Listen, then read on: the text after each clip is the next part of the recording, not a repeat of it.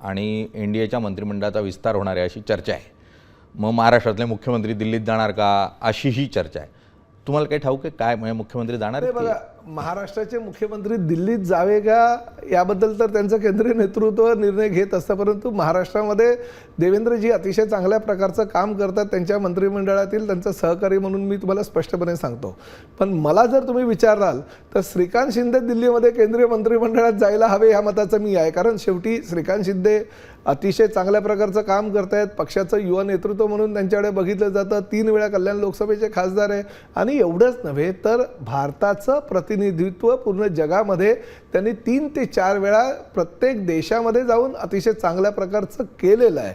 आणि त्यामुळे एवढा सगळा म्हणजे गाठोडं त्यांच्या पाठीमागे असल्या कारणानं एकनाथ शिंदे साहेबांच्या मनामध्ये काय आहे हे मी सांगू शकत नाही, कारण त्यांना असं वाटतं की नाही सगळ्या कार्यकर्त्यांना संधी द्यायला पाहिजे।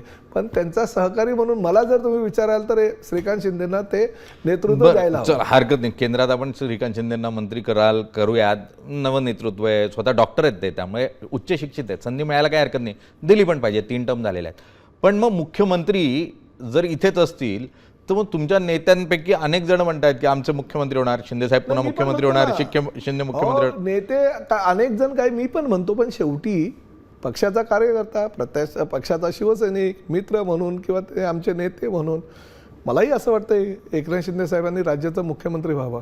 परंतु मुख्यमंत्री होत असताना संख्याबळाला फार महत्त्व असतं। कुठलेही आम्ही युतीमध्ये त्या ठिकाणी बसलेलो आहोत। भारतीय जनता पक्षाच्या आमदारांपेक्षा आमचं संख्याबळ अर्ध्यापेक्षा थोडंसं कमीच आहे।